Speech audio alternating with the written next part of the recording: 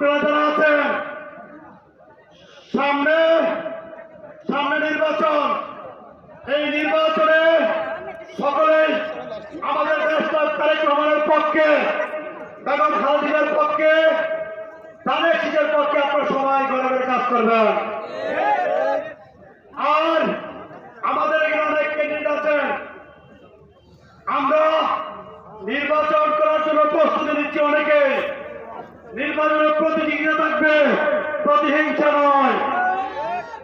আমাদের এখানে ক্যান্ডিডেট আছেন, আমাদের এক নেতা ধর্মপ্রচার সিনিয়র নেতা আব্দুল মুতালিব খান, উনি ওনার মতো করে চেষ্টা করছেন। আমার নেতা সিনিয়র নেতা চেষ্টা করছেন। আমাদের আরেক প্রিয় নেতা মরহুম